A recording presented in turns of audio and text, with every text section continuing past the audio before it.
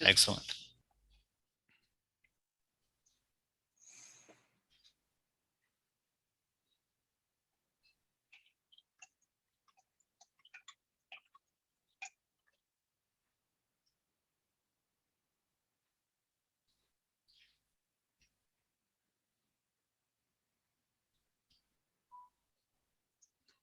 Let's mute this.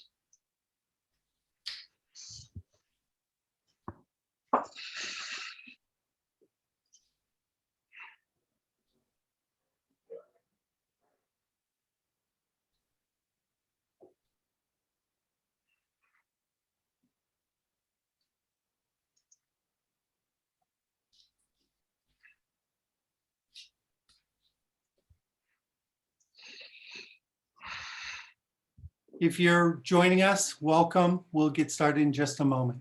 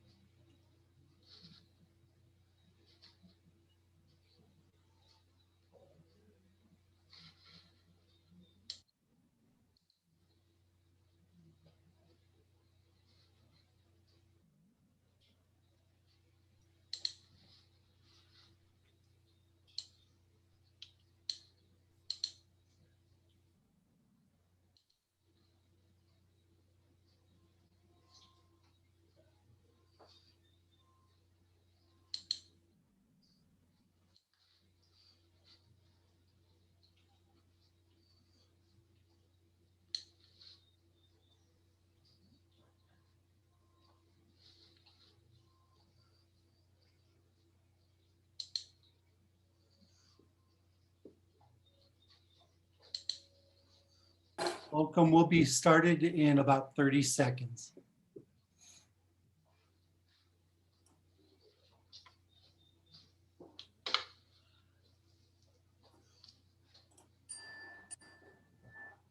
So anyone on the meeting can confirm that you are listening to us, okay? We are.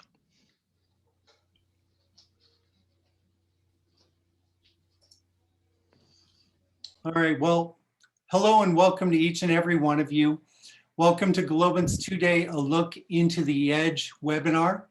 We're really pleased that you chose to spend your time with us.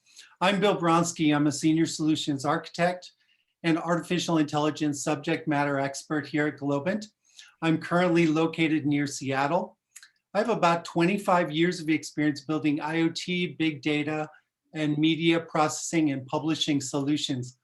All of us from Globant are really grateful for your interest and your participation in this two-day webinar, and we're confident that you will find your time has been well invested. Sessions planned for today and tomorrow are ideal for anyone who is wanting to understand the elements needed to create a robust IoT Edge solution and the opportunities that that can create for you. As you all know, IoT is a critical technology link that is rapidly multiplying organizational and consumer value by providing better data-driven decisions, monitoring quality, automating workloads, increasing resource efficiency, and providing a better quality of life. 3 great sessions await you today. Near the conclusion of each session, time will be reserved, about 5 minutes of time for Q&A. So please, we look forward to responding to your questions and comments. Please use the Q&A feature within the Zoom window, and we'll be happy to prioritize those. So as I said, 3 great sessions await you today. We begin today with an exploration of IoT security pain points and how edge systems can be affected by those. Regardless of consumer, health, or industrial applications, IoT security is still often considered the weakest link in complex ecosystem chains. Marcello Lorenzotti is a technical director within Globant's IoT studio. We're pleased to have him with us today. He has a degree in electronics and embedded systems.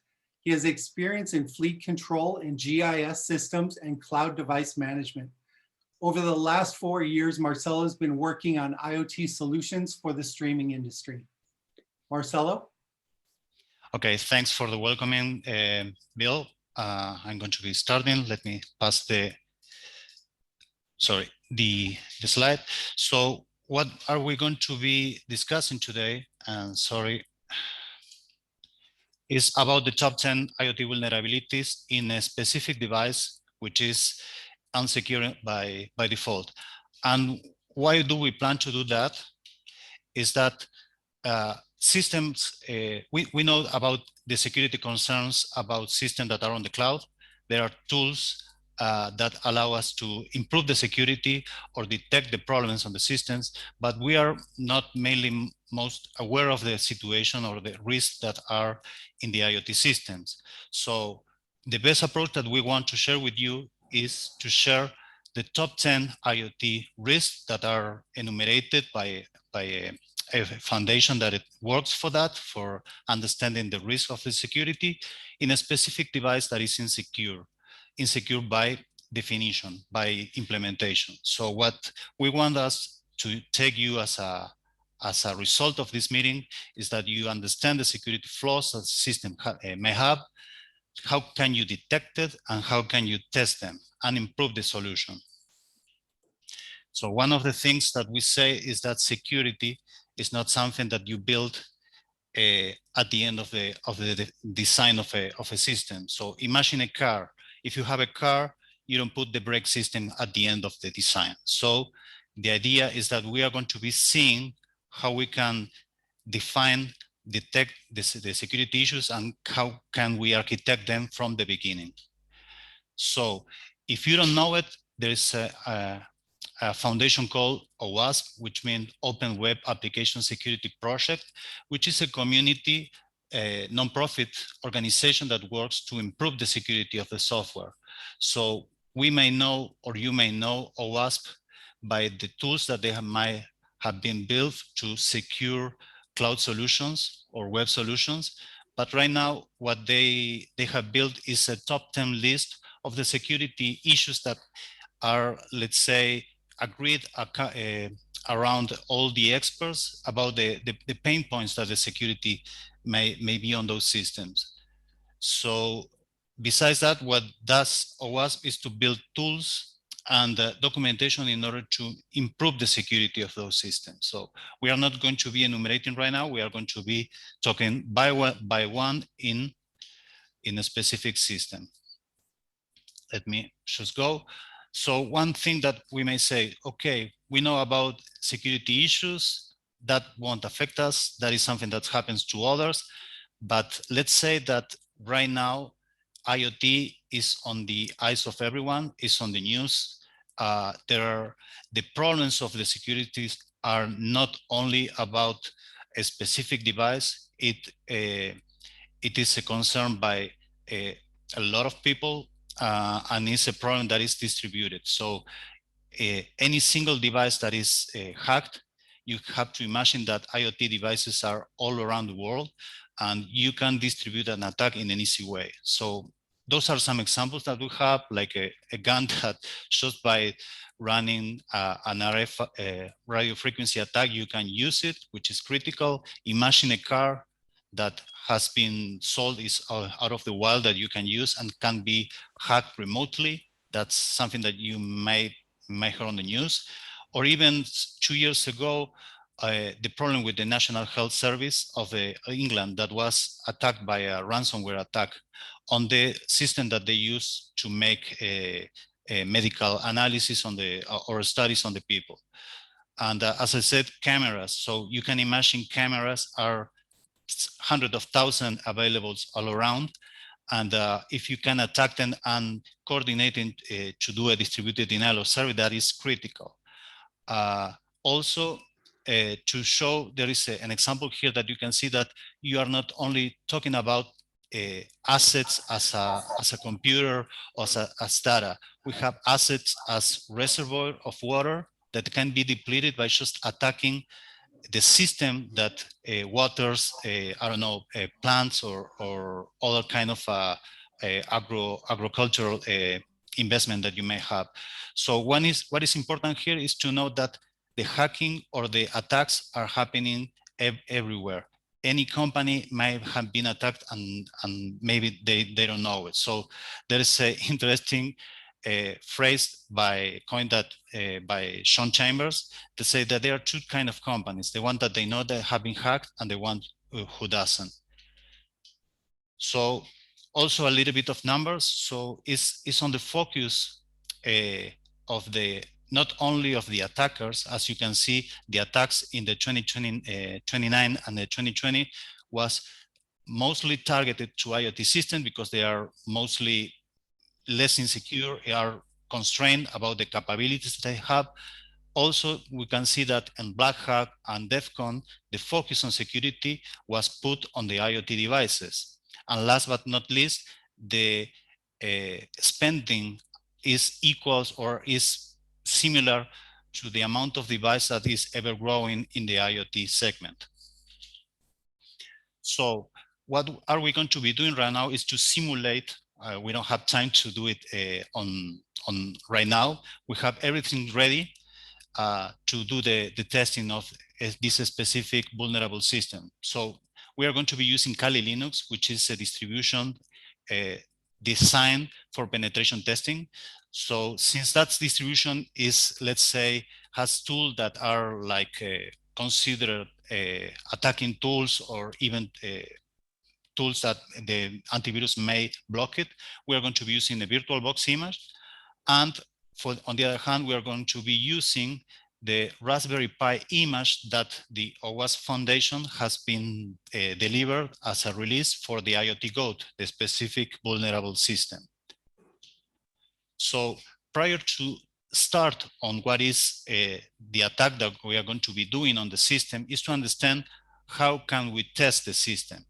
So there is a framework or a methodology that is being used right now and is shared by OWASP, which is the firmware security testing. Sorry, can mute that mic. So there is a firmware security methodology that is used to analyze the security of a product. Is similar to the cyber kill chain defined by Lockheed Martin.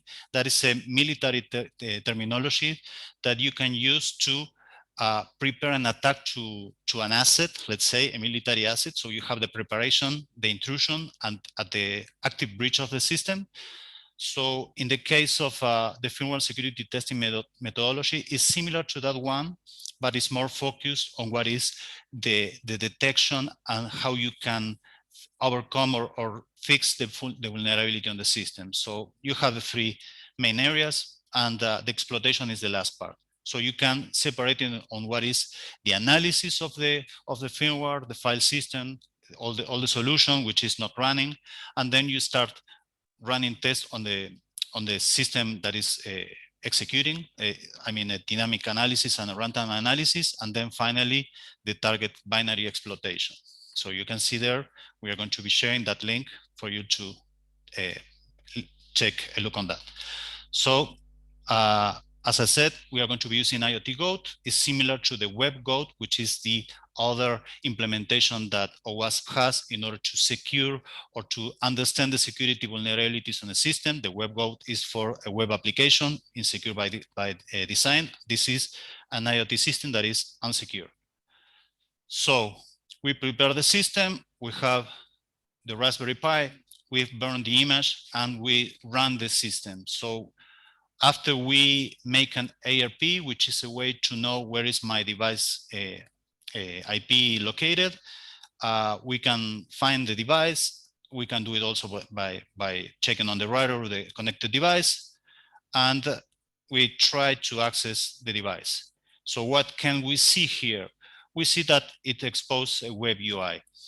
And if you take a look, is Lucy, which is the Lua client interface that is used by OpenWRT. If you don't know, OpenWRT in the IoT segment is a specific Linux distribution, that is used for specifically or typically for routers. So what they have done here is to tweak or modify an OpenWRT repository in order to make it unsecure. So we tried some password on that system, but we didn't have any success. So what can we do when we analyze that system? Okay, we know that if the company distribute this system, they may have some, let's say, predefined passwords in the system, even that credentials that are born into the system. So we are just running into the first vulnerability that we can find on an IoT device, which is weak and guessable or hard-coded password. So what is our best chance to detect a system that is in that condition? We can run a web tool that is called Shodan.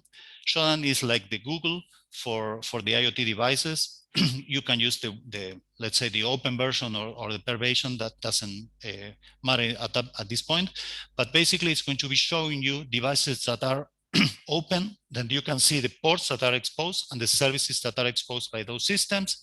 And if you use, on the other hand, DevPass, which is a page that is a database of let's say the default password that the system may have, IoT specific devices. So you can run with the other. And in my case, I was able to access devices that were detected by Shodan with the default password. So people doesn't pay much attention on the security of some IoT devices that they buy. So as I said, we are going to be using Kali. We are going to be using some tools that Kali has. Kali has a lot of tools for doing different kind of analysis on servers, on ports, or even on a file system. So right now what we are going to be running is a tool called Bingwalk. Bingwalk does what it does. It allows the possibility to analyze what is the content of a firmware image. So basically, when we run that into the image, we see a complete Linux distribution. It's a squash file system that is burned into that flash image. And if we go to a Linux distribution, we have the possibility to see, as in any Linux distribution, the pass WD, which is a place where are located all the users that are active on that system. So you can see it here on the left. So on the other hand, we can see the hashes for each one of the devices that are active. So if you see the $1, that is a MD5 hash. So if you know, MD5 is a 128 kind of hashing of a password, which is not very secure. If you go to Google and place a hash, you definitely are going to be having at least one answer as a possible password. So you can do a reverse look of a password there. But on this case, what we are going to be doing is to try some tools in order to see if we can access the interfaces of this system. So right now what we run is John the Crack. Is a tool inside the distribution. No luck at this point.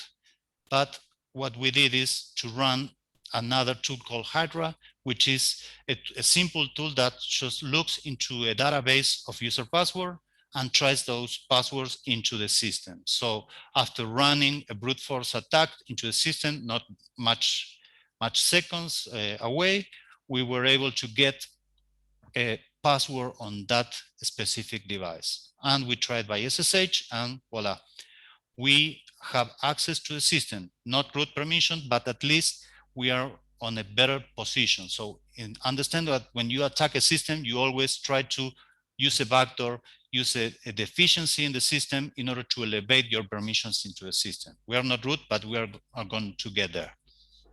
So as a bonus, if you have used AWS free RTOS images, you're going to see that if you don't protect the flash of that device when you run those tests, you're going to see that it's really easy to read the flash and recover what are the certificates of the device.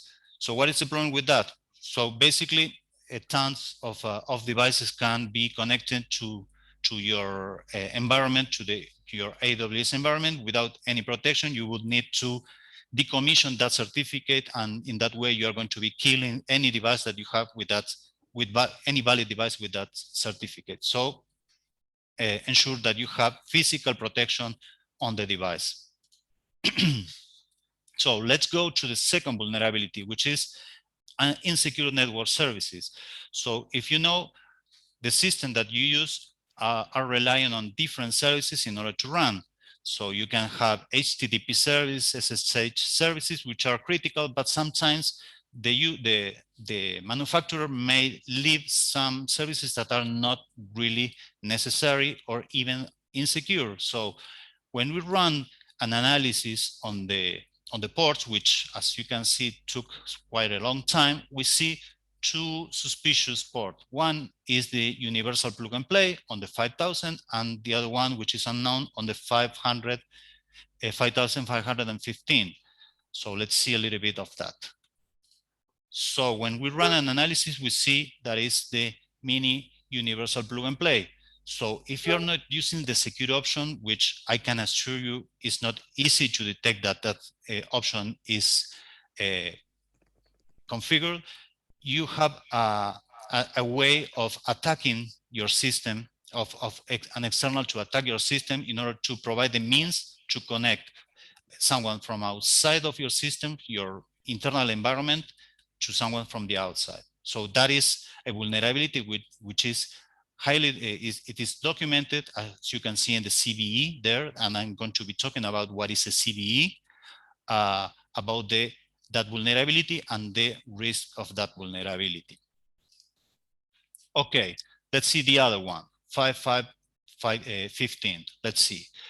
An easy way to connect to a service that is running on internet, we can do netcat to a service, to a port, and find out what is happening. So in this case, if you don't know, netcat is a simple tool to open a connection to a specific TCP or UDP port.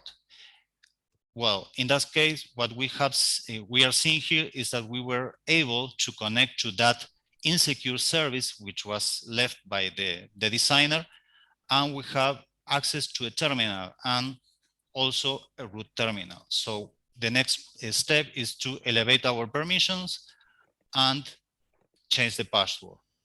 At that point, we can enter the UI and have full control of the administrative tools in the user interface. So we are bound. So let's see the vulnerability number 3.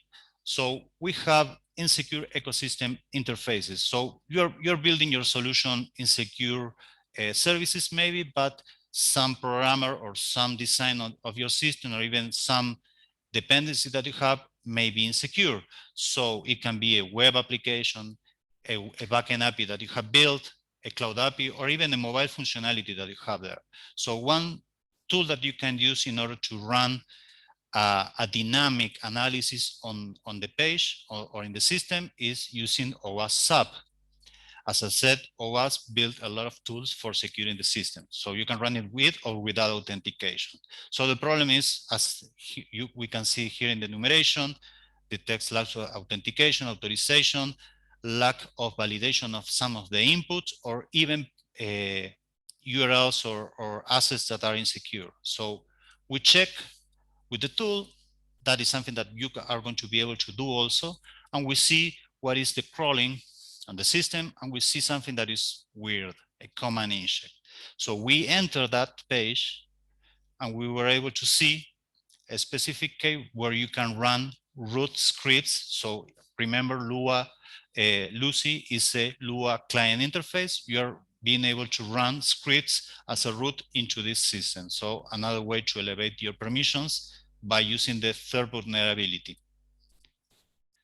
So another thing that it can happen is that you are not validating. You have a valid API, but you are not validating some of the interfaces that you have or the data that you are entering. So I also run an analysis and I place the script into the input fields of the UI, and I was able to do what is called a cross-site scripting attack, which is entering JavaScript that is going to be stored and then executed by any other person that is going to be using, or let's say the victim that is going to be using the system, and may lead me to gain information of that other user. So that is a persistent distributed cross-site scripting, which is really bad. So let's continue on vulnerability number 4. So we are talking about here about lack of the secure update mechanism. So if you are honest to yourself, you may have on your system, on your home, a device that is maybe 2 years old without any kind of update.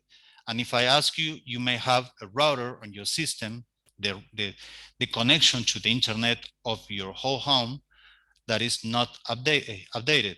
So if you know your system, your router may have some late updates of the image of the operating system, but at some point it will cease to be updated. At that point, you are insecure because insecurities are appearing, every single day.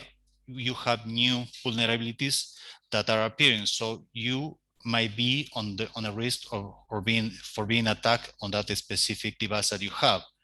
So in this scenario, what we are doing, we are using the package system that IoT Goat has, which is based on OpenWRT, and we see that you can install packages from any source, which is by default insecure.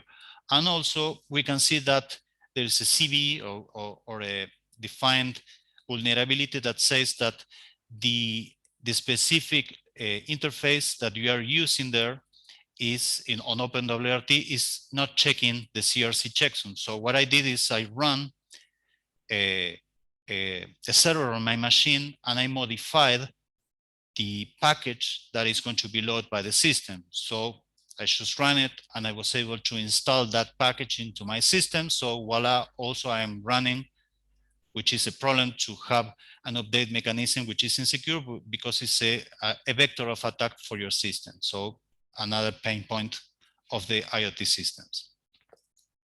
So let's move to vulnerability number 5. So this is one of the, I would say it's a painful vulnerability because it's dependent on the system that you use in order for your product to function. So a software solution or a full application is built upon components, and those components might have their own vulnerabilities. So there are ways to detect vulnerabilities on the system. So you can use tools such as the ones that we are mentioning here, like dependency check, that are for, let's say, Maven or also Node systems that are going to be checking each one of the dependencies and showing which one have a vulnerability which has been exposed. So as you can see here, in the specific case of the IoT Goat, we have multiple components that are outdated with attacks or vulnerabilities that are really high, like SSH 2.0. It has 9 vulnerabilities and one is chain score, which means that is really critical. So as I said, those are some tools that you can use in order to run analysis, not on the running code, but on the source code and the dependencies that you are using on the system. So as I was mentioning, there is something called CVE, which is the common naming convention for vulnerabilities. So every single year, we have new vulnerabilities detected, some as critical as the one you can see here, as Heartbleed, Spectre, or Meltdown, which are vulnerabilities that until now we are struggling with them. So you can also present a report of a vulnerability, and in this case, it's going to be the CVE, the year of the vulnerability, which is in this case would be 2021, and the unique number. So if you are the first of the 2021, it's going to be 0001. So, and the way of showing how is the vulnerability is in the way that is the syntax that you can see here is a vulnerability in a specific component of a vendor of a specific product on a version that allows the attacker to do a sort of impact into the system via some way of or vector or of attack. So if you want to start taking a look of CV, you are going to be seeing that your system may be listed there in some of the components. So we have vulnerability number 6, and I don't know how much time I have, but I want to try to go a little bit faster.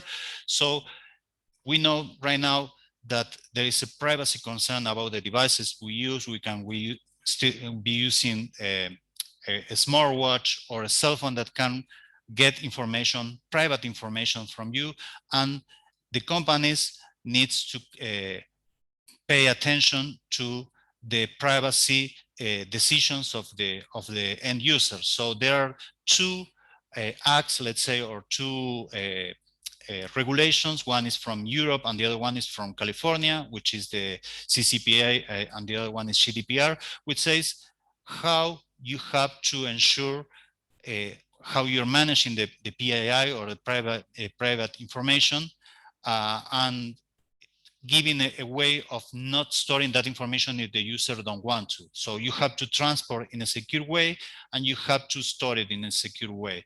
So that are the 2 points that are important. How you transport, if it is by, I don't know, MTLS or a secure transfer mechanism, or if it is stored in a secure way using some AES encryption of the code. I don't know, anything that you want to run there. So in the case of the IoT Goat, we run an analysis on the firmware or on the files on the system, and we saw that it's a database, which is a MySQL database, which is storing some, let's say, personal information. So that is the case of insufficient privacy protection. So that is something that's happening. Imagine IoT devices, they gather information from your sensors. You have to pay attention to that. Let's continue.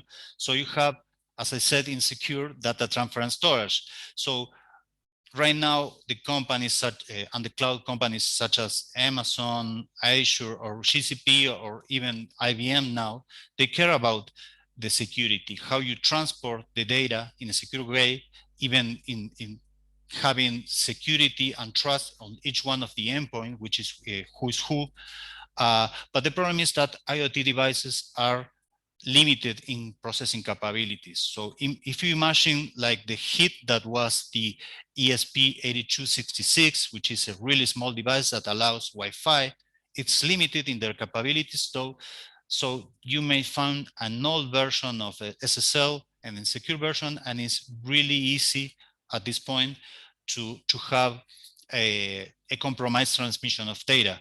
Also, not only in this device, but in others, the security of what you are storing on the device is important. So if someone can have access to that device, that hardware, and break it and physically access to the memory, that memory should be encrypted. So you are protecting the privacy or the data that you are having there.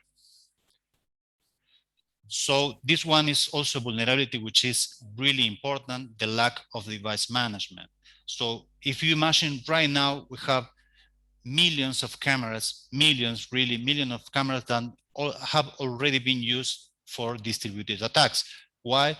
Because they might have old version of firmware, a password that are easily guessable, but the main problem is that you cannot manage them because the way of manage is direct. You need to directly connect to that system and it's not distributed. So the management of those devices, at some point, they may be a spreadsheet or a spreadsheet based kind of tracking, which is not the best.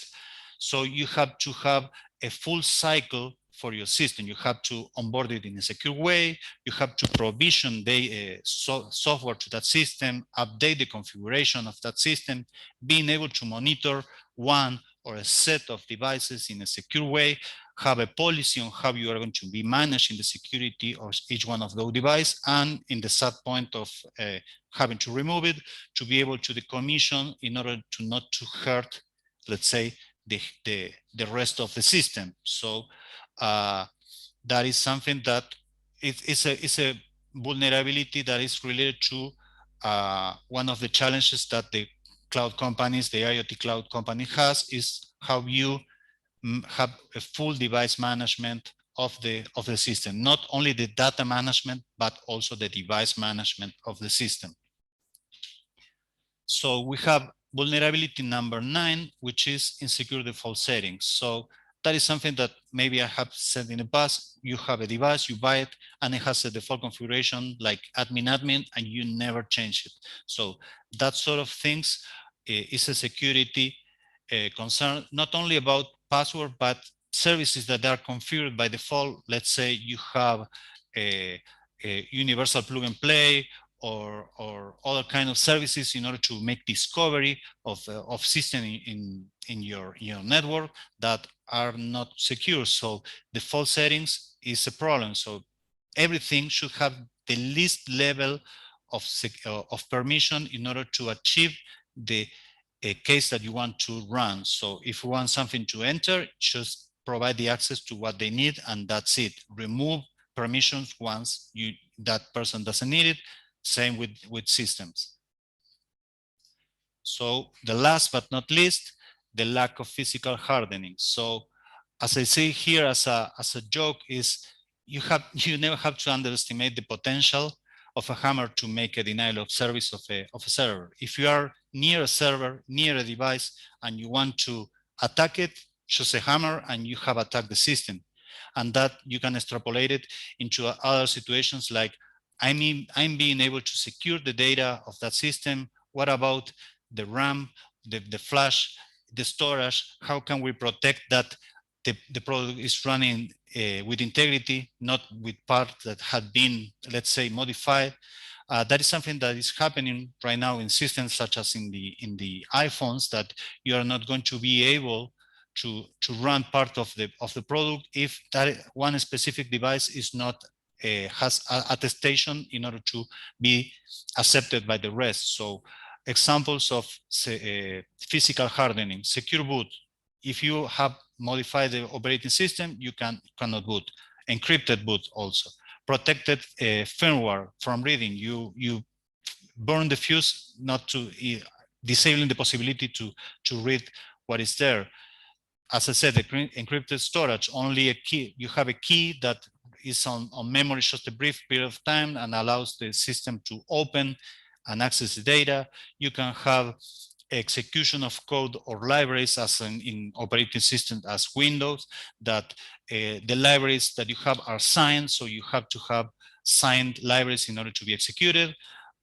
Secure enclaves, I don't know if you are familiar with that, but are parts of the memory and the processor that are going to be running secure code, which is not accessible by any means externally. So that is also used a lot in the DRM for in DRM technology, such as on books or content for OTT, for streaming. You are going to be seeing secure enclaves.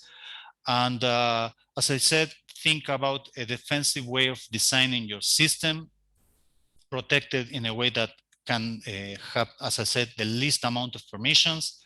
And last but not least, if you don't need some external access to the system, disable it. Like, I don't know, USB, SPI, I2C. If you don't need it, disable it. So I just went through the top 10 vulnerabilities. And as I said at the beginning, our take in this is that you have something to start reading, start understanding about the security concerns in IoT systems, understand that is something that is happening, that you have the means to start developing with security, you have the tools to run modeling on your system. I don't know, you have as an example the threat modeling from Microsoft. It can help you to understand all the components and what are the valuable assets on your system in order to secure it. And also when your system is running, how you can scan it to detect, let's say, last minute issues on your system. So with that, I believe I leave the space to Bill. Yes. So thank you, Marcelo. So while we get ready for our next presentation, we do have 5 minutes open for your questions, your comments, your concerns. Please feel free to share them even in the Q&A window function of Zoom, or you can probably even speak them out.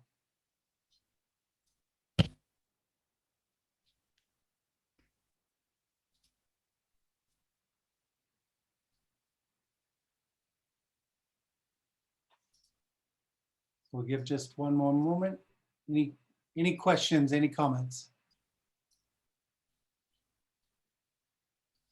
So have any of you in the audience, any of you experienced a security breach in your IoT environment, your IoT system? What are the things you've experienced?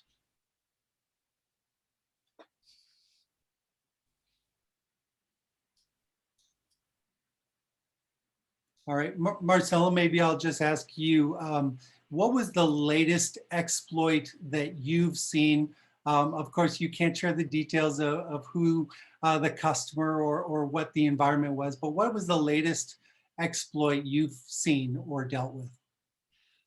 Yeah, so we have a one that we cannot discuss about, but basically it's a manufacturing facility, a huge company that delivered, let's say, a commodity that was attacked through their IoT system, their industrial IoT systems, and from there the attack was spread into the whole infrastructure because the systems are connected into the software tools that the company uses, and was the entry point of the attack. And then they made a lateral attack into the company. It was started into the manufacturing facilities, basically because it's not only a lack of security of the device, but also, as I said, a lack of training maybe of the people that work on that environment that may, I don't know, if you don't know, in industry, in IoT, in the industry 3.0, sorry, we are still talking about system that runs with, I don't know, Microsoft Windows 95, and it's easy that a USB port is still accessible and you run something on that system and that USB pen drive is infected, and then voila, you have an active breach from your infrastructure, from your infrastructure for IoT into your whole system.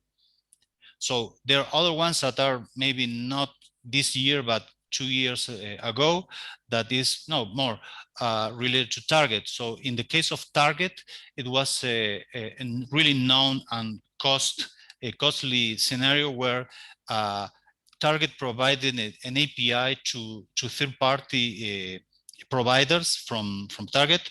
That API was, let's say, attacked, and provided the means to do a first point of attack in order to install software in an IoT device. Which IoT device?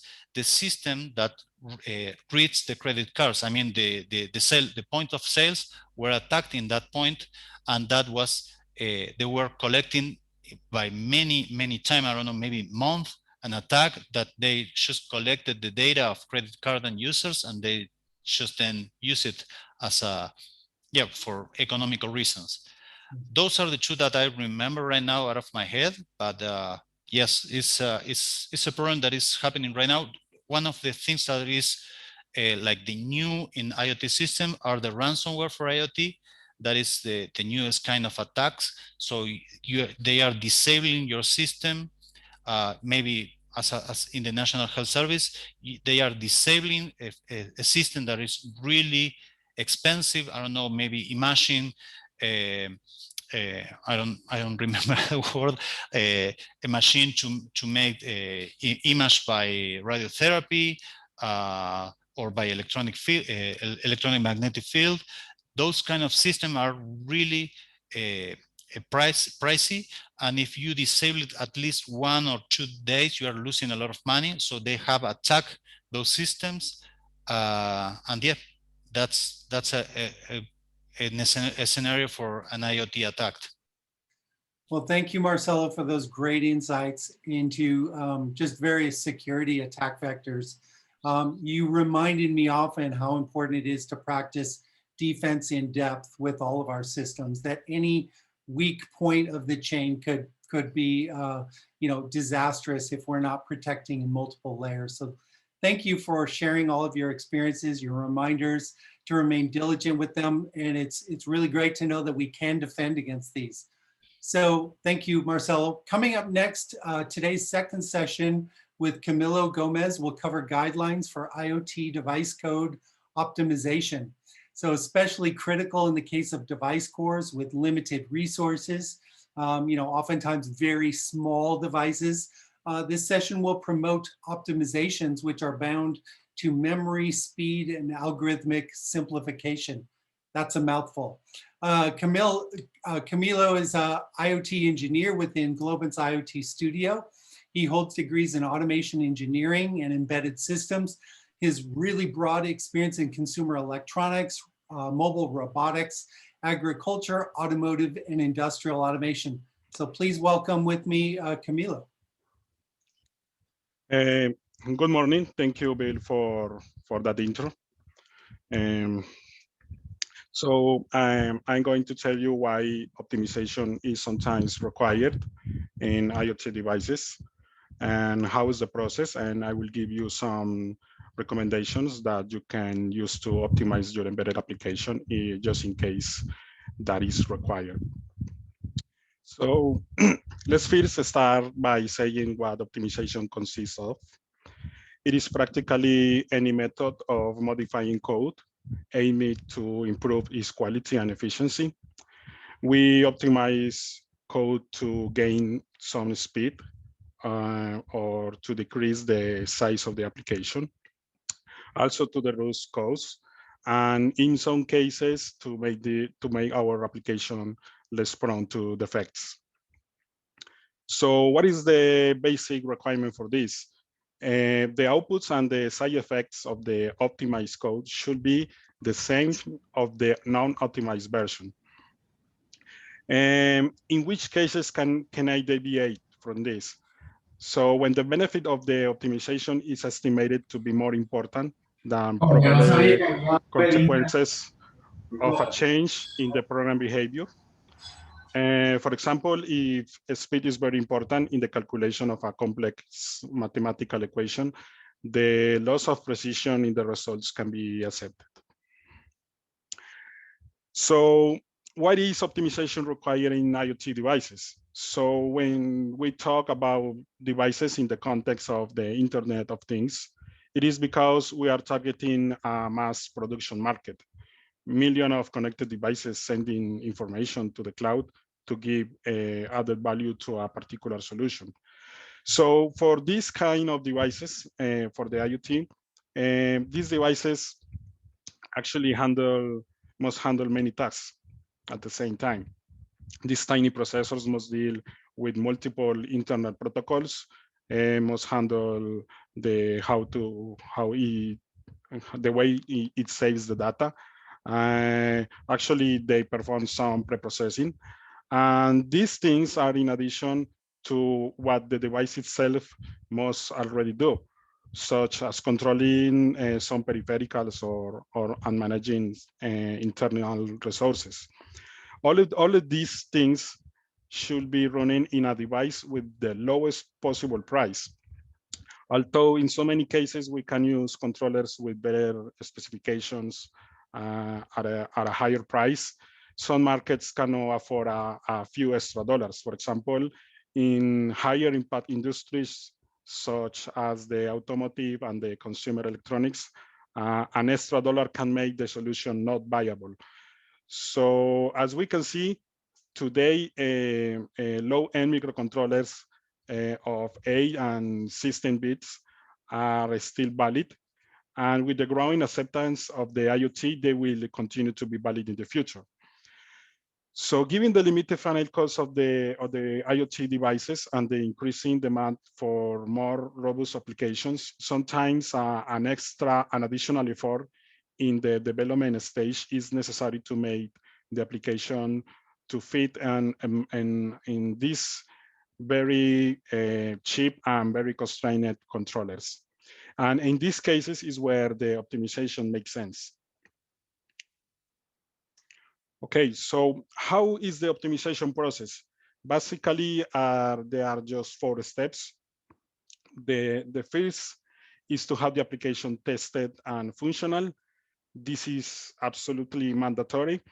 Your starting point must be based on a stable version of your application or a piece of code. And then if you have that, the second step is to measure. For this, we must establish a benchmark and then collect metrics by using profiling tools. Actually, I mentioned some of these tools here. And if the metrics satisfy the benchmarks, the optimization is not required and we are okay. This is great. There is nothing else to do. However, if a metric is not satisfactory for what we are looking for, we must identify the hotspots in our code and proceed with optimization that can be done with the steps 3 and 4. Refactoring the code, that is the step 4, is our last resort. In the first instance, we must tell the compiler to perform the optimization for us. And here you must be very careful when the compiler performs these optimizations because some things may stop working. So that is because you must go back to the first step and test again. And I say that because the compiler makes a lot of assumptions in order to optimize. So if you continue doing this loop or this process to try to optimize something, and you find that that after several iterations of the steps from the steps 1 to 3, still results in bad results, we must go to our last option, that is the step 4, and here we must to intervene our code manually. Basically, this process is focused on avoiding something that is called the premature optimization. Premature optimization is when you are attempting to optimize when first coding an algorithm, or when you are attempting to optimize before benchmarks confirm you need to, or when you are attempting to optimize before profiling pinpoint where it makes sense to bother optimizing, or when you are attempting to optimize at a lower level than your project currently dictates. And this is avoided because because there are several consequences. One of the biggest problems is that the developers spend too much time about worrying about efficiency in the wrong places, and actually also in the wrong times. And in addition to this, we can obtain this clear code, also significantly more code, and this translates into a more exhaustive maintenance of the code. And sometimes we can have less secure code. Okay, So next, I will give you some very basic tips that we can implement at the entry level, only in the particular case where optimization by code refactoring takes place. I will only show you some that I personally select due to the profit that can bring when it comes to optimizing code. But in general, there are a lot of tips that I could show you. However, I have to reduce the content due to the time of this presentation. So the tips basically will be oriented to the C language, since this is the dominant language in embedded systems. However, you can try to port many of these recommendations to other languages. Okay, I will start with optimizations bounded to input and output. The first is related to the I/O in Linux systems. In Linux systems, the I/O calls usually puts your process to sleep for a time, and the request for I/O may finish fairly quickly, but perhaps some other process is busy using the CPU, and your process has to wait. So because the length of the wait is somewhat arbitrary and depends on what exactly the other processes are doing, IO bound programs can be tricky to optimize. So when using large amount of data, buffered IO is usually faster than unbuffered. Some gain can be obtained from using a large than a normal size buffer. So you can try this to use this function that is set above. And if you are not worried about portability, you can try using low-level routines like the read and write functions with large buffers. And if you are using read and write in a single character at the time mode, it's especially slow because of the system call overhead. A good approach to optimize here is to consider using the memory mapping function, that is mmap. This can save effort in several ways. The data doesn't have to go to the standard input output and actually saves a buffer copy. Memory mapping also lends itself to read ahead. In theory, the entire file could be read into memory before you even need it. For random access, again, you should consider to use memory mapping if you have it. If there is a trade-off between IO bound and memory bound in your program, consider a lazy free of records. What I mean is when memory gets tight, free unmodified records and write out modified records and read them later. And the final recommendation related to this is try to use the asynchronous IO approach as possible. You can set up a file descriptor to be non-blocking. You can, in Linux, you can check the man page for these two functions and arrange your code to handle signals. So you only need to send a signal to your process when an IO operation is done. And in the meantime, your process can get something else done. This including perhaps sending off other IO requests to other devices. So significant optimization may result at the cost of program complexity because you have to arrange your program to follow this asynchronous approach. But here the multi-threading package can aid in the construction of this kind of programs. For example, you can also recreate a pattern similar to the future and promises. That is a feature that is available in other language, and it's a cool feature. Okay, let's go with trying to do not copy large things. Instead of copying strings, arrays, or large structs, you should consider to copying a pointer to them. And if the parts of the program making heavy use of memory are doing by accessing elements in parallel arrays, you can combine them into an array of structs. So in this way, the data for a given index is kept together in memory.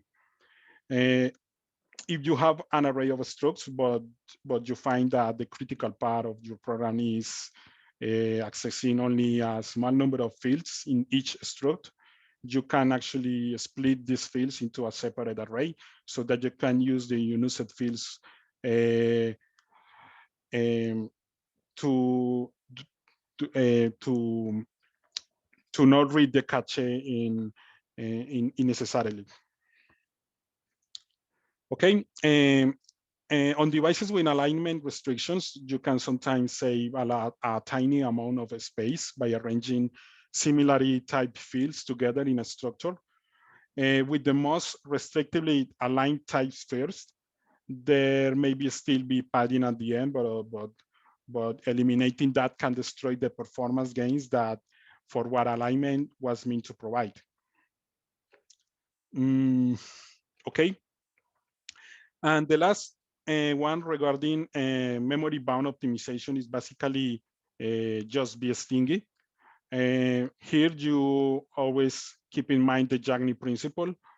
And to complement this, allocate less stuff in the first place. And if you are pretending to incorporate a real-time operating system in your application, you first analyze if you actually need it. I know that a real-time operating system give us a lot of great features, but it also comes with a great cost in size, especially if we are porting that operating system in a resource-constrained microcontroller. In most cases, a simple task scheduler and an event-triggered design pattern are just enough in most applications. And if you find that a real-time operating system is really necessary, just try to keep a reduced pool of tasks and try to combine that concurrent design with some state machines and event-oriented programming. Okay, let's continue. Now let's see some tips related to compute bound optimizations. The first of this is the common subexpression elimination. This type of optimization is very simple. You just find a common partial result and save instead of duplication. So at first you will say, I don't think I get some gain with this, but this actually makes sense if the instructions are called very often, or if they are or these instructions are inside large loops. Let's continue the loop jamming. This idea, the idea with this tip is to combine adjacent loops, which loop over the same range of the same variable, and assuming that nothing in the second loop indexes forward. So you can try to do this, and this can give you more performance. And another cool tip for this kind of optimization is something called the strength reduction. But this is basically the replacement of an expression by a different expression that yields to the same value, but it's cheaper to compute. Here you need some time to do the research to find what are these expressions that I can replace in my code. And sometimes many compilers will try to do this for you, but here is better that you can provide some help to the compiler. Table lookups. Table lookup is basically another good tip if you want to increase the speed. You should consider this recommendation, especially if a computation is iterative or is recursive or has recursion. For example, a convergent series or the computation of a factorial number. As I say, this can with this you can gain a lot of speed at the cost of the size.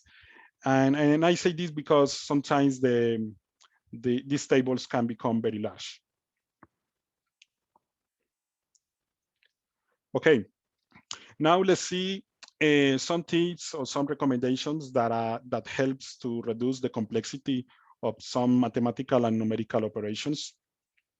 In very low cost microcontrollers, it's very common that they lack of FPU. The FPU stands for floating point unit, and that is basically a coprocessor dedicated to perform basic floating point arithmetic operations. So to emulate this FPU, the compiler generates code that incurs insignificant overhead in both space and speed. So in these cases, this overhead can be avoided by using this approach. This approach is called the fixed point math.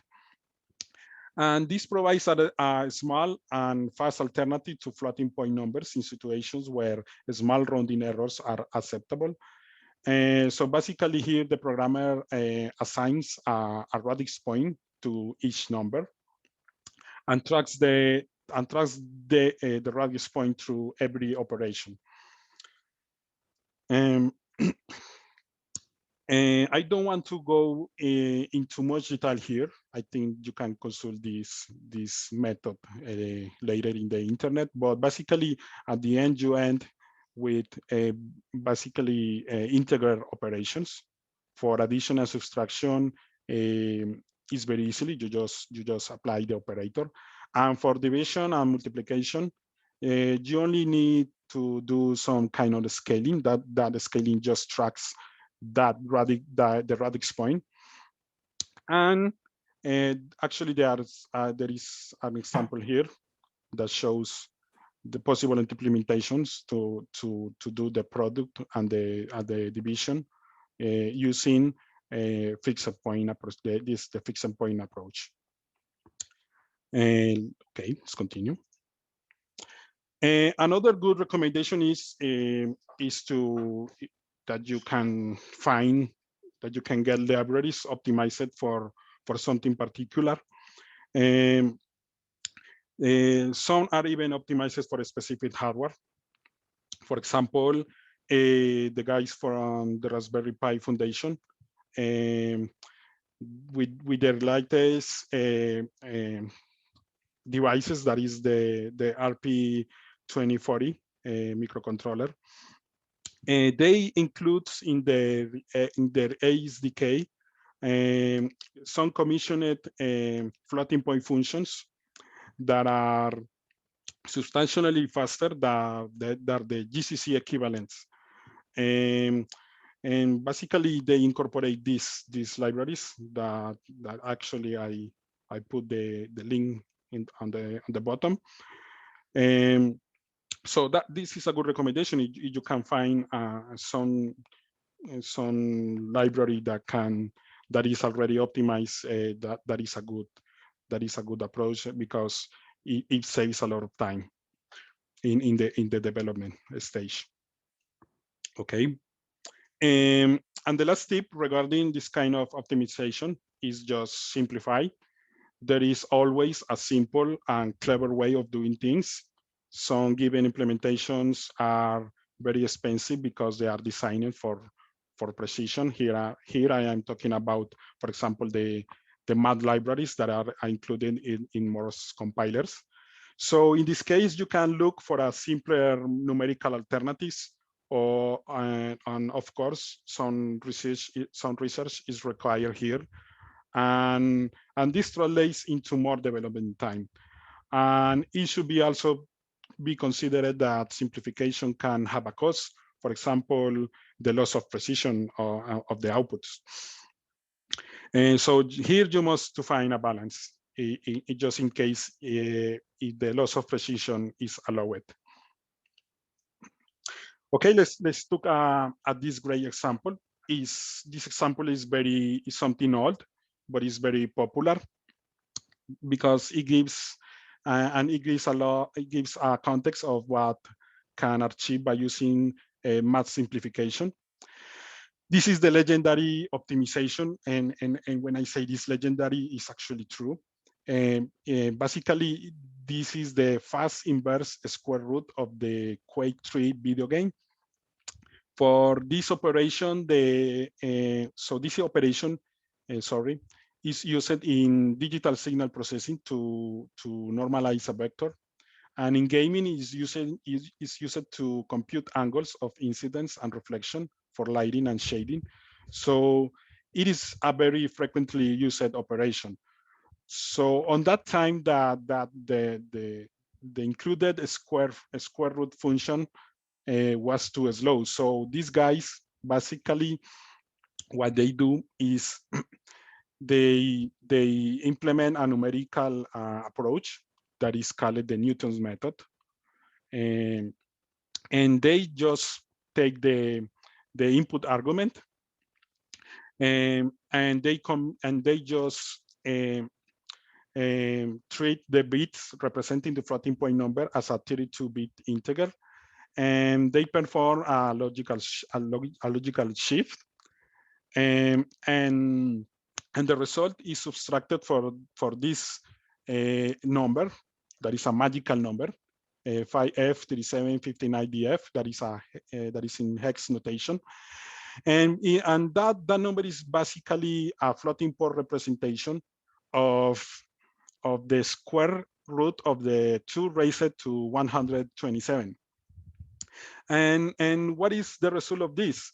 Basically, is the first approximation of the inverse square root of the input, and then they treat the bits again as a floating point number, and they just run one iteration of the Newton's method, and that's all.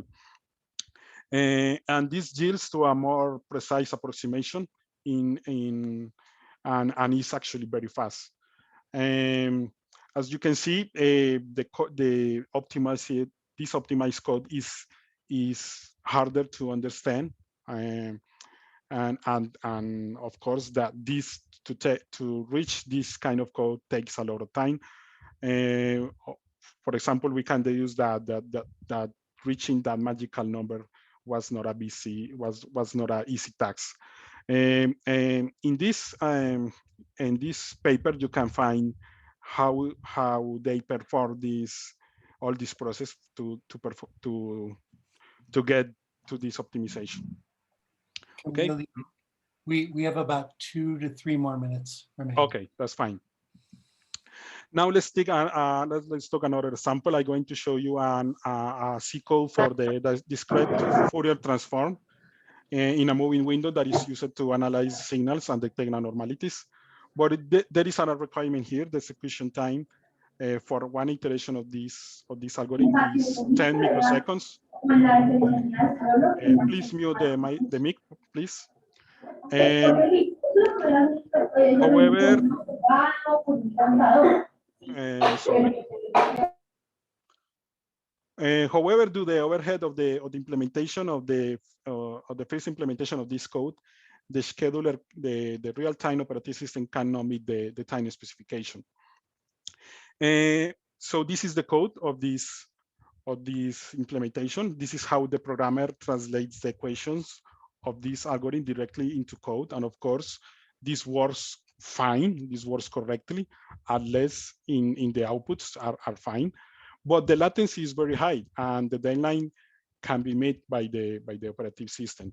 So what I'm going to do right now is to highlight the hotspots in this code.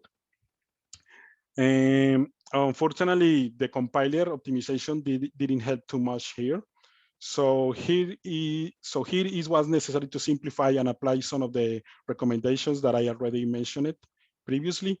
And of course, the process of testing and measuring with the profiling tools was executed here to get the hotspots. And there are actually some of that can be identified with the naked eye. So as we can see, there are many common subexpressions here that can be catched, and the sine and the cosine functions actually are computed twice with the same argument. So so now this is the optimized code. Of course, it looks harder to read and has significantly more code. But as you can see, Some operations has been moved out the for loop, and there are other operations that are pre-computed uh, to to improve the optimization. And also you can know you can see that the sign and the consign functions that actually were hotspots here were replaced by a fast version. And this version use a simplification that is basically an approximation of the sign by using a 4-order polynomial approximation. And I don't know if I showed you in the previous slide. The initial implementation takes about 38 microseconds, and after performing the optimization, this code executes in only 8 microseconds, and this is a huge gain of performance. So I think that's all. Just to the final thoughts about this presentation. Just remember to avoid premature optimization, and follow the process to optimize, testing, measure, and repeat until you are done. And optimization, remember that optimization always have a cost, like more development time, unclear code, and in some cases the loss of precision in the outputs. And finally, the cost of the hardware devices are steadily decreasing. It is entirely possible that rewriting the code will improve the situation as much as simply throwing money at the problem and buying a better hardware. But here some common sense is required, since for mass market, this is not always practical. Okay, I think that's all, Bill. We can continue with the Q&A session. Great. Thank you, Camilo. First of all, really good engagement on the Q&A from the last session. So thank you for that. The question was asked, how can you balance manual optimization versus the ones done by the compiler to avoid misoptimization? Okay, so you first have to can you replay me the, hold on. Yeah, so how can you balance manual optimization versus the ones done by the compiler to avoid misoptimization? To miss one optimization? Right. So how do you balance manual optimization, that which you bring as a specialist in your field, developer, versus the ones done by the compiler to ensure that you're optimizing correctly? Okay, you always must to check always that this with the profiling tools. The profiling tools actually gives you some measurements about how much do you gain with the optimizations that you perform. So this can give you metrics about, for example, the execution time of a piece of code, or for example, if a function that you are developing, what is the total size in bytes, and how can this have an impact in the final size of the firmware. So as I recommend here, you always try to perform a compiler optimization. You never as I say, the intervene the code manually is the last resort. So if you find that the compiler generates optimized code, and you find that this don't breaks your application after some testing, that is fine. You don't have to go to the last stage of to intervene the code manually. Great. Thank you. And a comment was made, the trade-off is always between speed versus size. And also, when do you know that you've optimized to the point where you need not optimize further? And that's why I say in the first slide, you um, there is a limit here, and that is how much time you can spend in this in the optimization, because of course the development time is of course there is a lot of money. So if you find that you reach a good point where the optimization is good, you should stop here. You should stop there, because if you spend too many time to get a better results, that translates in more money, basically. And there was one last question. What is your experience with multi-core optimization on IoT, such as ESP32? Basically, here is the ESP32 is a very good devices with very good core. Here is always recommended to use the included concurrent approach. That actually the SDK includes the free rotors apart from e-rotors. So you always try to use a concurrent design pattern in this kind of applications. And of course, if you abuse from the errors, for example, if you just create tags for everything, and you just add tags for this, add tags for this, and that just increase the size in memory. So as I say, the base approach here is to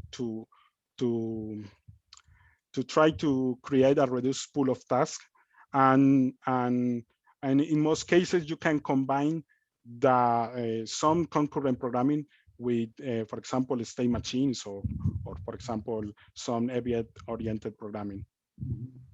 Well, thank you, Camilo. You really reminded Okay. me how important it is to optimize our very first link of our value chain. So thank you for that. Rounding Okay. out today, day You're one. welcome. Yep, thank you. So rounding out today, day one, today's final session will be led by Diego James. So Diego, feel free to begin getting ready there. As you are already likely aware, agility and efficiency requirements are driving IoT platforms as a key element for IoT ecosystems. Diego will be leading us through reviewing edge offerings from some of the most well-known players. That is Azure IoT, AWS IoT, and ThingWorx. Diego's an IoT engineer and IoT platforms practice lead and technical leader within Globant's IoT studio. He holds degrees in electronic engineering, IoT, and possesses more than 14 years of experience in IoT and machine to machine. He's a co-author of an oil and gas patent. Diego has a wide experience as well in smart metering, industrial IoT, automotive, smart buildings, oil and gas, and connected home industries. So without further ado, Diego. Thank you, Bill. Hello, and welcome to the IoT Platforms Edge offering presentation. This is the agenda that I have for today's presentation. I'm going to start by giving an IoT platforms introduction, and from there, I'm going to provide an overview of the Edge offering of ThingWorx, Azure IoT, and AWS IoT. For each platform, I will demonstrate how to connect an emulated device to each platform based on different resources provided by these vendors. So let's begin with the IoT platforms introduction. In this is the vision that we have at Globant on the IoT studio about IoT platforms. On this diagram, we can see the IoT platform acting as a bridge between the edge close to the physical world and the digital world.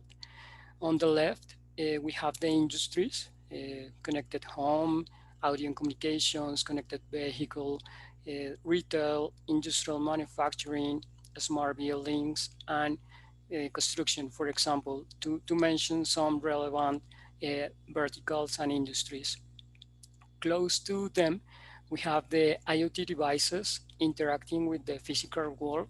And from these devices, in the ideal scenario, we will have an IoT platform um, mm, to establish the integration of these data sources into the digital ecosystem. Based on this platform integration, we will have features for device management, data storage, data visualization, service integration, applications development, not only as just mobile application, but also augmented and virtual reality applications, and data analytics to develop, for example, predictive maintenance. Analyzing the integration of IoT platform with the edge, we have mainly two scenarios. The one on the left, in which the device is capable of connecting directly with the IoT platform. In this case, we need to consider the proper hardware specification to support the communication protocols and the processing requirements to manage an SDK at a minimum to interact with a given platform. For the second scenario, the difference is that we have a gateway that manages the integration of devices and the communication with a given platform. This can be very useful when working with mixed network. For example, a solution based on a LoRa sensor network and a gateway that manages cellular connectivity to interact with an IoT platform. Here, it is essential to consider that we will need to deploy a powerful processing solution on the gateway side to optimize data traffic and device management in some cases.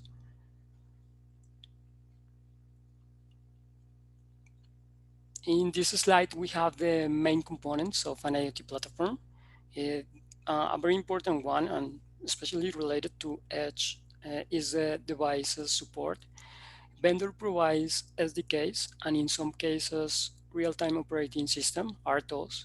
Here the main aspect is integrating communication and connectivity capabilities within the firmware or embedded software of the devices to enable the secure connection with a given IoT platform. It is important to notice that in some cases the SDKs can be used as a mechanism to connect software-based services instead of devices with platform. That is a very important feature sometimes. Then we have the connectivity. Vendors provide different internet-based connectivity methods between devices and platform. One common example is enabling an MQTT broker or similar strategies oriented to open IoT protocols. In other scenarios, vendor can have their own proprietary protocols. Then we have the IoT services. This is the core of an IoT platform in which, as mentioned before, the idea is to enable all the device management features and develop the asset modeling, adding business logic services, and creating integration with other type of services and application. As we have been seeing during this presentation, security is very important. This component might be implicit in other components of the IoT platforms, but it is important to remark due to the need of having mechanisms to manage the secure connection between the devices and the platform, not only for data exchange, but to allow the device management reliably. Finally, we have built-in connectors. This is an essential feature depending on the scenario in which we want to integrate an IoT platform. Built-in connectors that you will have available to integrate for a specific use case. For example, an SAP connector to integrate from the SAP maintenance model data to the IoT platform application that you need to develop. After giving a brief introduction to IoT platforms, let's see what is happening with the different players. Here we have the most recent Magic Quadrant from Gartner from July of 2020. We can see vendors from different types, public cloud providers, hardware manufacturers, and IoT providers.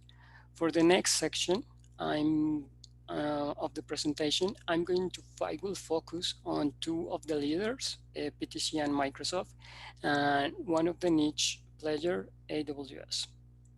So let's review now the Edge offering from ThingWorx.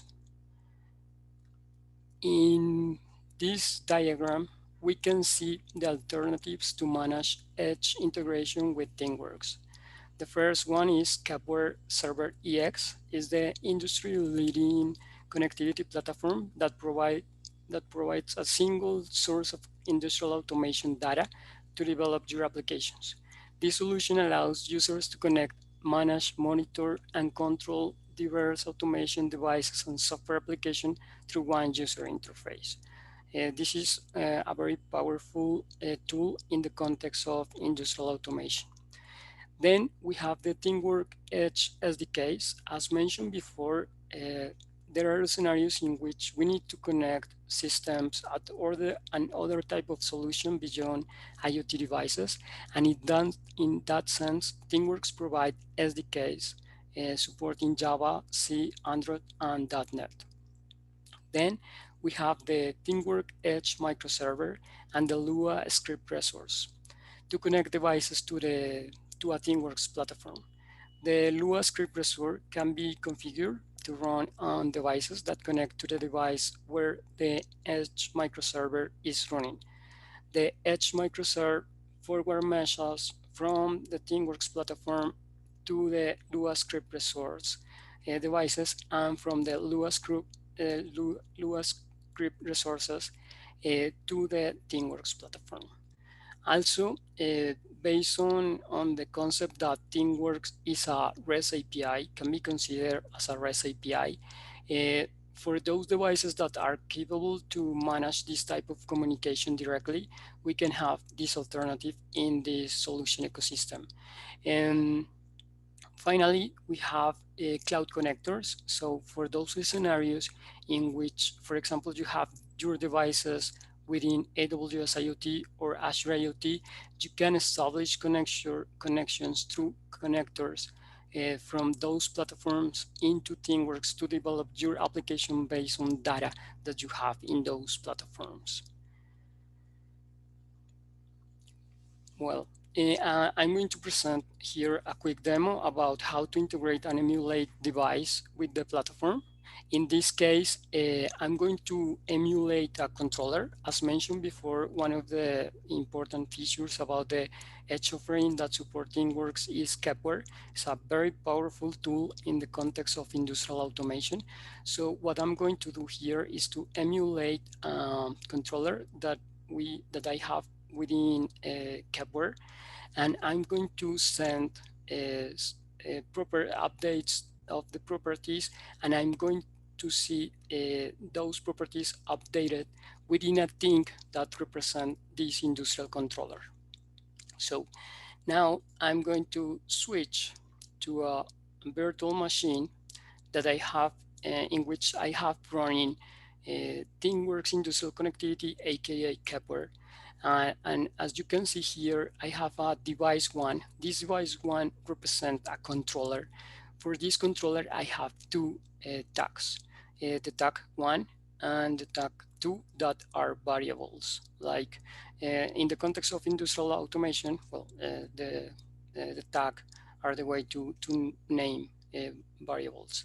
So I'm going to open a OPC Quick client to review the status of these variables. At this moment, this is the status of the variables. And what I'm going to see now is the connection from this Kepware, aka, or well, ThingWorx Industrial Connectivity, aka ThingWorx, with ThingWorx. So now I'm going to switch to the platform. I need to log in.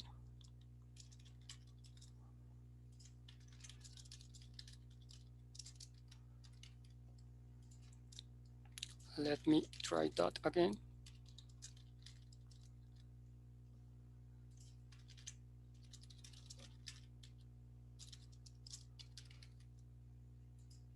Now I'm syncing. So here I'm in TeamWorks, in the TeamWorks platform. And as I mentioned, the first thing that we need to review is the industrial connection. So this industrial connection is enabled as a native connection between Kepware and TeamWorks. And what we have here is the connection that represent precisely the integration of all the things that I have within Kepware and I can manage within the IoT platform, in this case, Teamwork. So based on this industrial connection that is connected, now I'm going to focus on the device one, the channel one. So that is the device that I am emulating. As we saw, as we just saw, uh, the interest that we have is the focus that we need to make here is in these two tags that are the variables that I am managing as part of my demo. So if I change here a property to another value different to the current one, and I'm going to see now that the property is updated here in the opposite quick client. And if I go back to the TeamWorks platform, what I'm going to see here is that the property is updated. So with this quick demo, we can see how we can connect devices from Kepware or industrial TeamWorks connectivity with the platform. And this is very powerful in the context of industrial applications.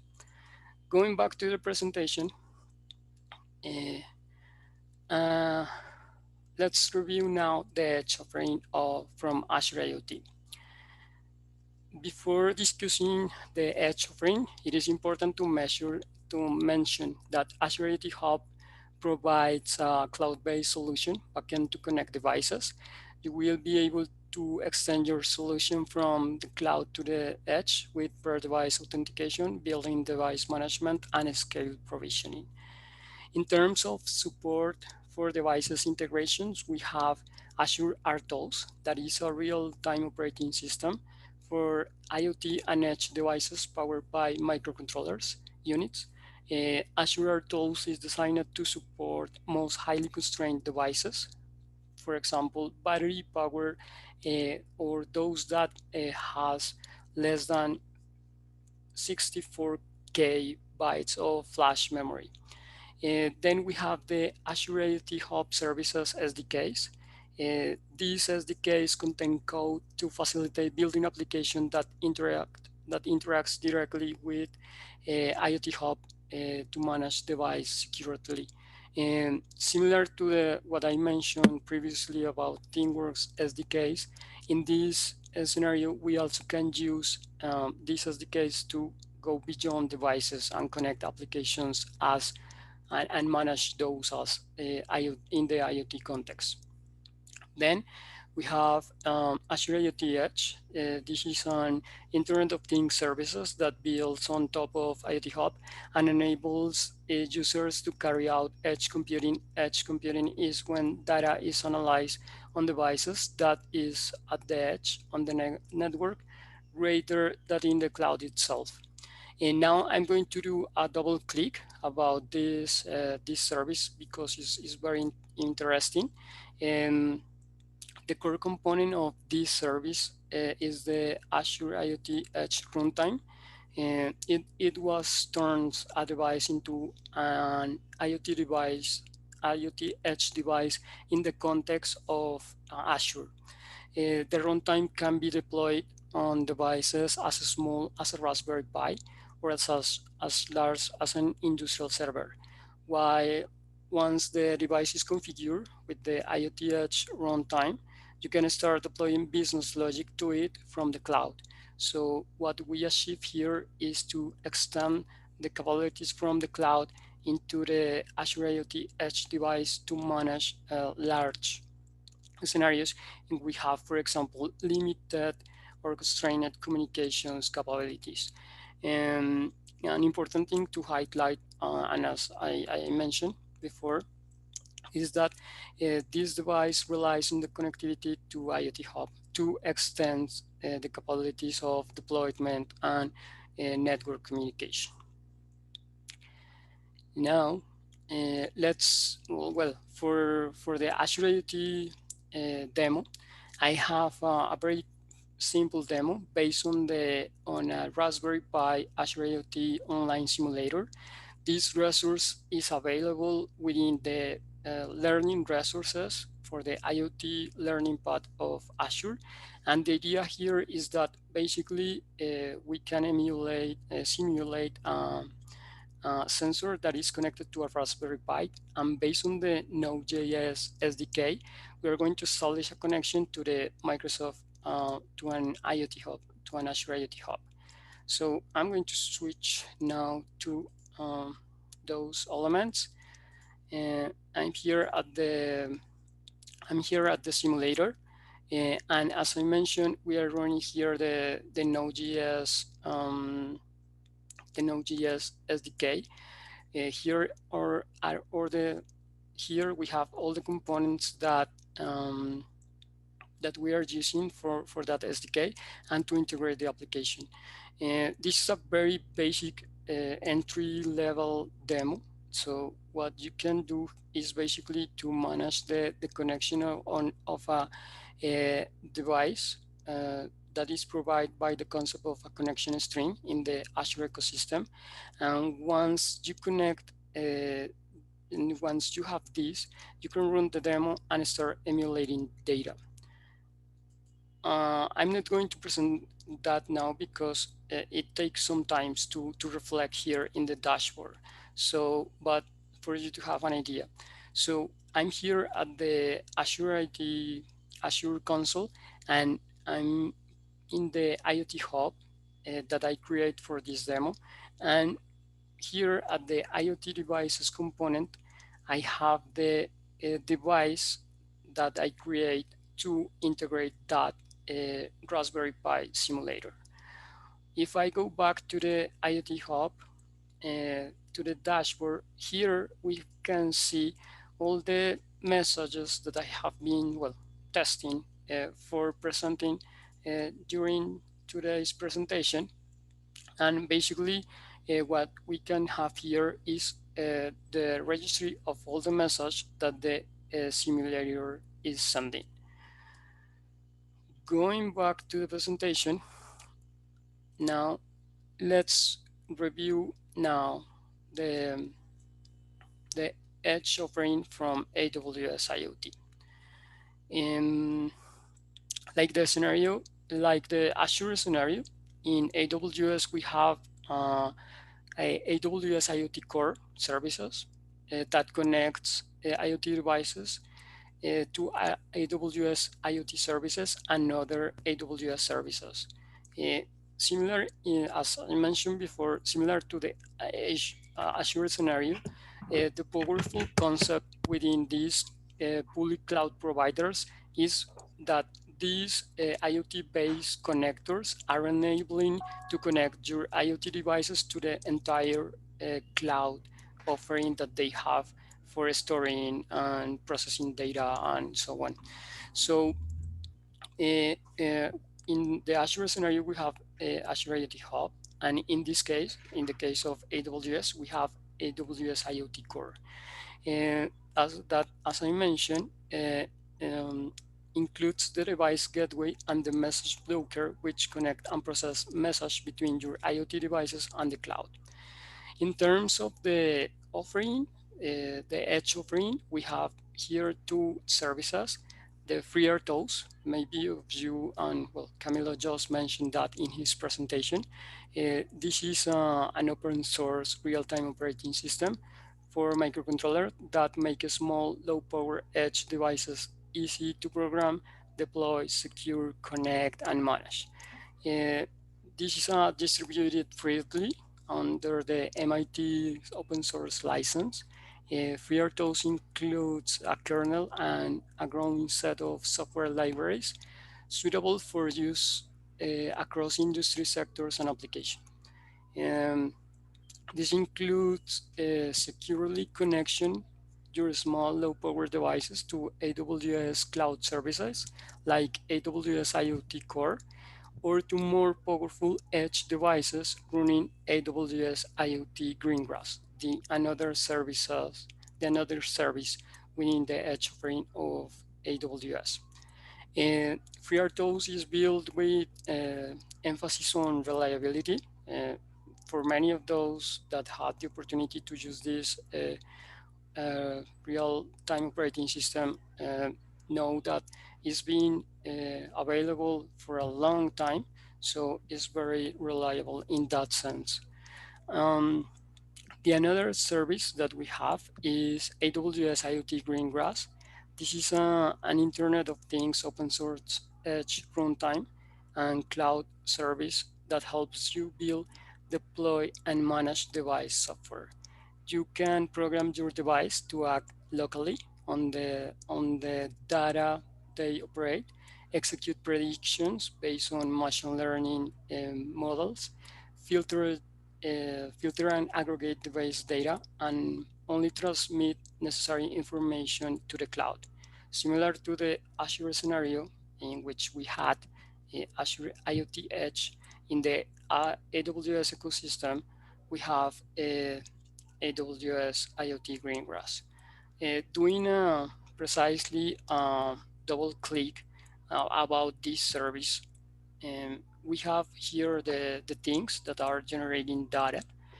The entry point to this service is the AWS IoT Greengrass connectors that manage all the possible communications and different scenarios that I mentioned before during the introduction to establish the connection of that data into the AWS IoT Greengrass core that enables the local execution of, for example, an extension of a cloud-based service that we can have here, the AWS Lambda, messaging, device shadows, and security.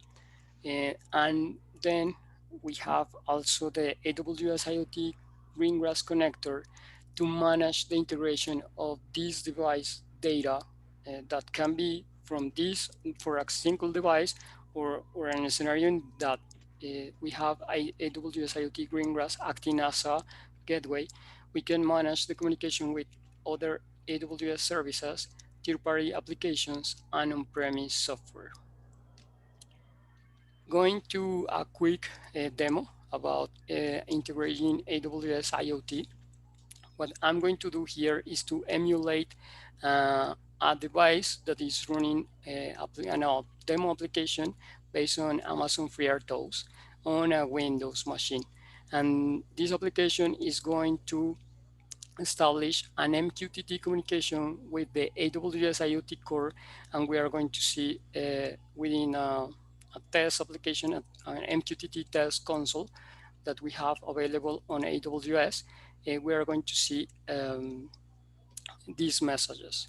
So switching to the demo, let me go back here. And as I mentioned, I have here on a Windows machine, I have a demo for FreeRTOS that is going to, well, emulate a low power device. In this case, this is a very simple demo. I'm going to send data for this host name, based on a host name, an MQTT message that is going to be sent to this topic confirmed by the demo host and these other elements. And what I'm going to send here is a JSON format based message, in which simply I'm going to send a key value format in which the value is a hello world. So I'm going to run this application. Let me do one thing first that I had to make first. Before running the application, I need to go to the AWS IoT console and I need to subscribe to the topic. So once I'm subscribed to the topic that I just show within the Azure, within the application, sorry, the FreeRTOS based application, I'm now able to run this demo.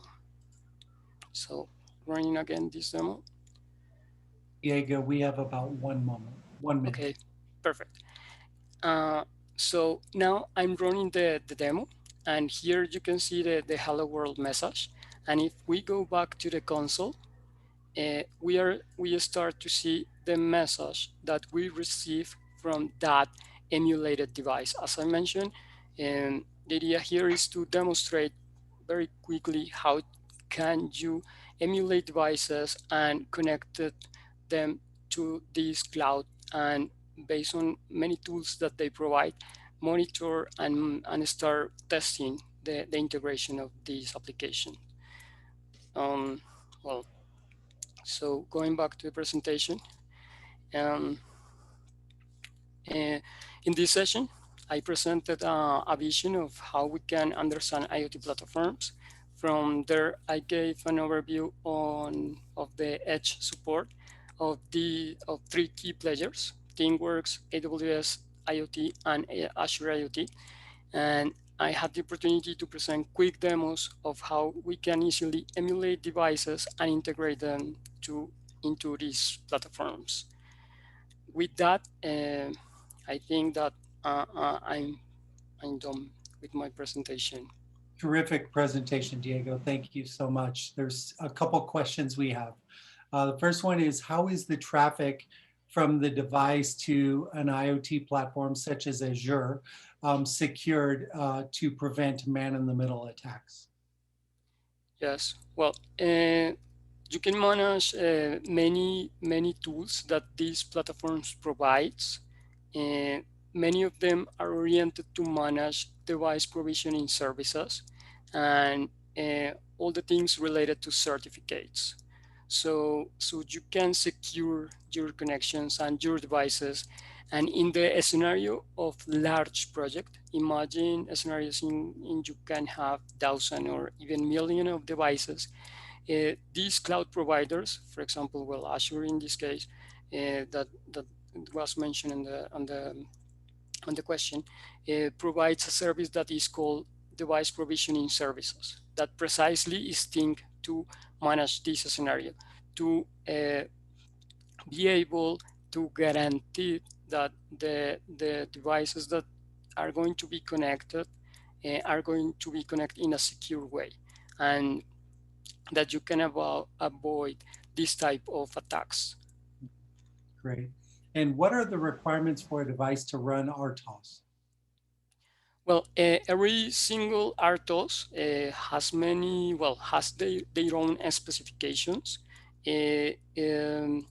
Particularly in the case of Azure and FreeRTOS, these solutions are thinking in a load footprint, trying to cover a load footprint of a 8-bit microcontroller or 16-bit microcontrollers. In the case of FreeRTOS, they are working a lot on trying to reduce that footprint, so the specifications that you need in your microcontroller are not that high. So you can develop your application and integrate this type of solution to enable a lot of features that are provided by all the things that you need to manage these services that these vendors are providing. Great. Last question, would you mention 1 to 2 pros and cons for each of these IoT platforms? Well, that is a tricky question. The idea here, well, is not to present which one will be the better. I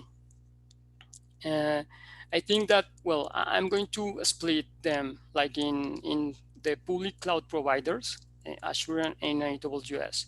And one of the big advantages that we have from there is that we can easily connect our IoT devices and application into their ecosystem.